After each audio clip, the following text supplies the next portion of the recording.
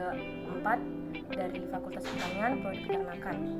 Nah, di sini saya akan menjelaskan anatomi hewan unggas, tugas praktikum agronomi, fisiologi ternak yang dibimbing oleh Ibu Tati Fidianasari, SPT, MP, IPN. Nah, di sini saya menggunakan ayam broiler yang akan saya gunakan nantinya. Yang pertama, ini bagian-bagian dari unggas, ada caput atau kepala, kolum atau yang kita sebut dengan leher. Sini. Yang ketiga, trunkus atau badan. Keempat, ekstremitas anterior atau bagian sayap. Yang kelima, ekstremitas posterior atau bagian kaki. Dan yang terakhir ada caudal, yang sering kita sebut dengan ekor. Di sini saya akan menjelaskan tentang bulu-bulu pada unggas. Yang pertama itu ada plumae. Dapat kita lihat dari ini, plumae. Plumae ini terdiri dari beberapa bagian. Yang pertama itu calamus, yaitu bulu yang melekat pada tubuh unggas. Lalu ada rachis, lalu ada feculum, lalu ada barbulae.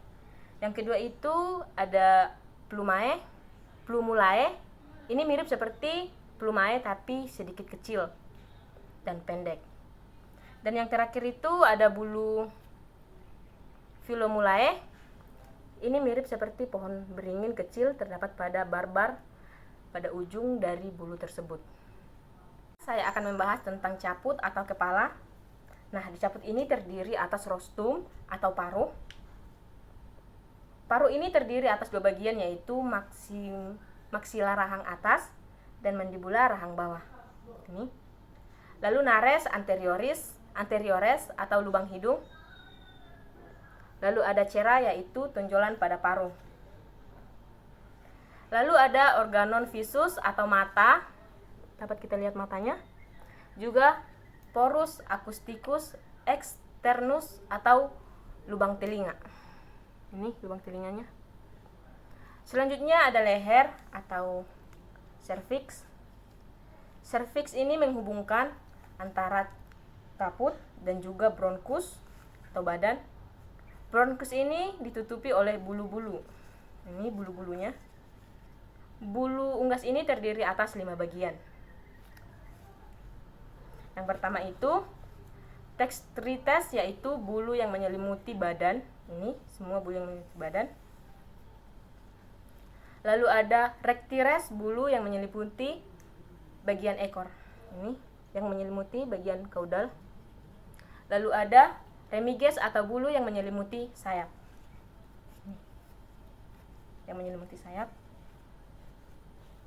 Lalu ada parepterum atau bulu yang menyelimuti bahu. Ini bahu unggasnya, dapat kita lihat.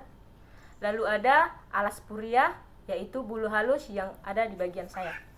Dapat kita lihat bulu halus ini yang menyelimuti sayap.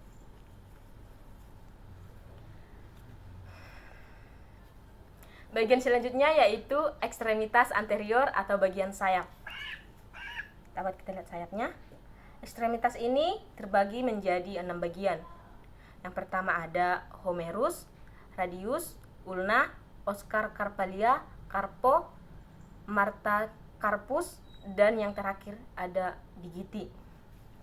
Di bagian selanjutnya yaitu bagian ekstremitas posterior, terdiri dari 6 bagian,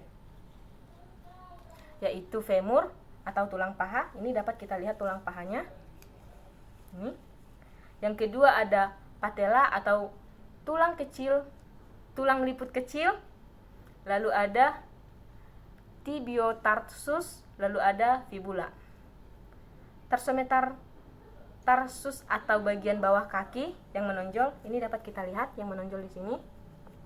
Ada pangalages atau jari. Ini ada 4 jarinya, 1, 2, 3, dan 4. Baiklah, di sini saya akan menjelaskan bagian pencernaan dari unggas. Sistem pencernaan unggas dimulai dari cavum oris, yaitu mulut. Lalu lanjut ke esofagus.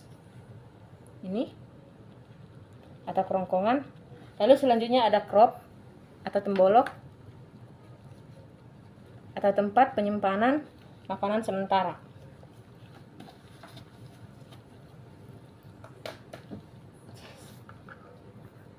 Lalu ada propendiculus, lalu ada ventriculus atau gijar, tempat untuk menghaluskan makanan. Lalu masuk ke pankreas, dapat kita lihat pankreas. Lalu ada intestinum tenue, yaitu usus halus. Selanjutnya ada seka, ini dapat kita lihat seka. Lalu ada kolon atau usus besar, lalu kloaka. Ini dapat kita lihat kloakanya, tempat keluarnya kotoran dari unggas. Baiklah, sekarang saya akan menjelaskan tentang kor atau jantung. Ini jantung. Jantung terletak di bagian ventral, toraks dikelilingi oleh lobus hepar, varkularisasi menuju atrium dexter, pada unggas melalui 3 vena cava, yaitu vena cava cranial dexter, et sinister, dan vena cava caudalis. Selanjutnya saya akan menjelaskan tentang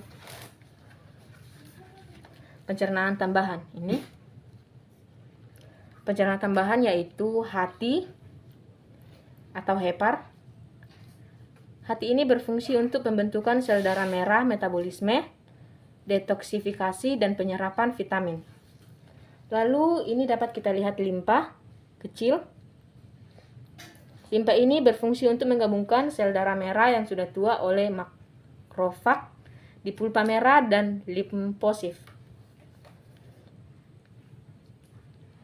di pulpa putih.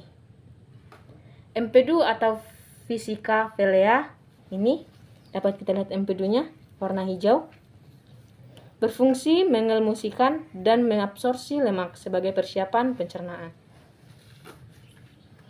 Selanjutnya saya akan menjelaskan tentang sistem nervosum atau sistem saraf. Pusat yang terdiri atas cerebrum, cerebrum medulla oblongata, dan medulla spinalis, tulang belakang. Sekian penjelasan dari saya. Mohon maaf jika ada kesalahan kata saya atau cara penunjuk dari penjelasan yang saya berikan. Saya ucapkan terima kasih dan mohon maaf.